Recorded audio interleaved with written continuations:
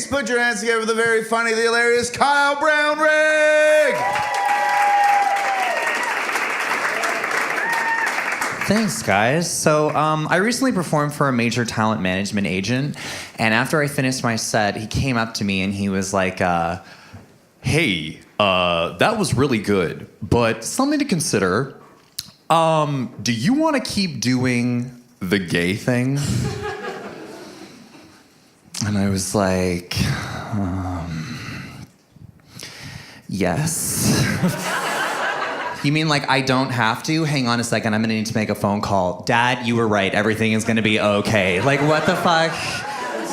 Like, that really pissed me off because that's basically like a cisgen straight white man saying to me like, hey, everything in this world is for me. Movies, televisions, commercials, radio ads, except for what you just did. So could you just not do that and not be yourself? Thank you so much. Which really pissed me off. So in spite of that person, I have prepared 6 of the gayest minutes of stand-up comedy that you've ever heard.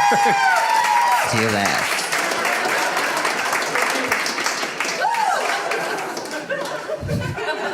It's gonna get really gay. Oh yeah. I don't know if Ben actually asked if anybody was celebrating anything tonight, but I know that I don't care.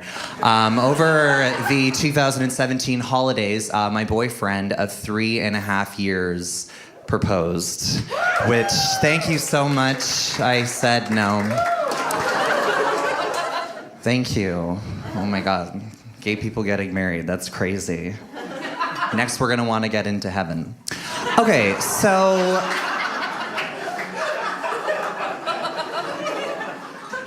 It's weird being a gay stand-up comedian. There's not really many of us. I guess like stereotypically, that's not really our job. Stereotypically, our jobs are normally like a flight attendant or like a hairdresser or a priest. Those,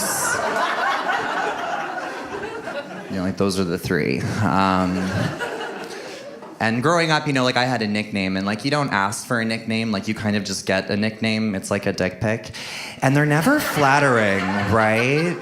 Like my best friend Leah, we used to call her Leah Gonorrhea. She doesn't have gonorrhea. She does have HPV, but that's not the point. And then my friend Amanda, we've all heard that one before. Toronto, please finish it for me. A man. Duh. Right, and then my nickname was Faggot.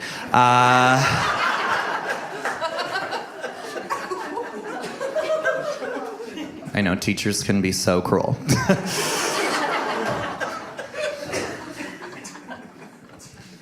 But I was homeschooled. So, like a lot of these are jokes. I recently went on a date with a doctor, not to brag. Well, I called it a date. He called it a prostate exam. But that's...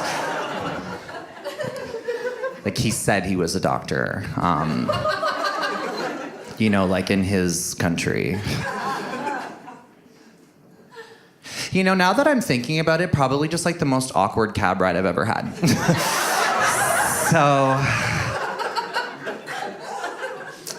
I had a very white, entitled upbringing. I had a lot of white girlfriends growing up. They would just say things like, hi, my name is Jessica, but it's spelled like Brittany. Just really stupid girls. What's your name? Jana. What's your name? Jana. Gross. So...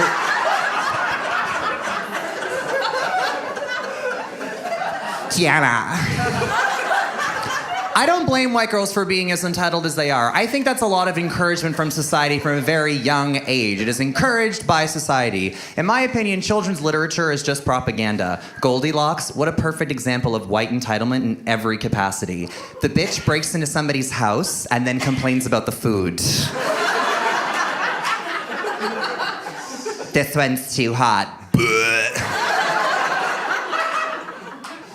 I don't even like oatmeal. You have no idea the white people that I had to deal with growing up, because wait for it, I used to be a Starbucks barista, which I know, it's like the final piece of the puzzle.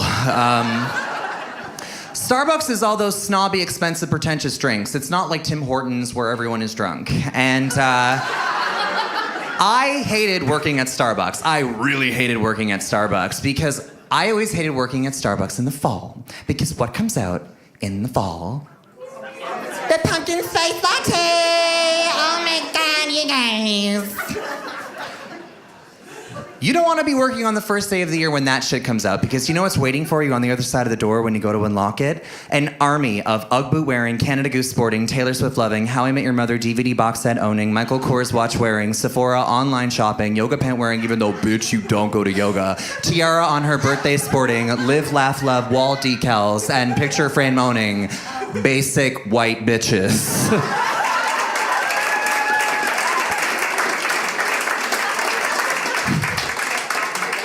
And she's in the front row.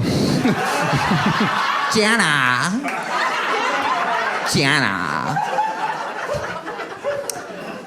I am very aware that when I'm on stage that I come across as a complete asshole. But it's like my mother always says, you know, you are what you eat. Okay, that's gonna be it for me. Thank you guys so much. Super gay.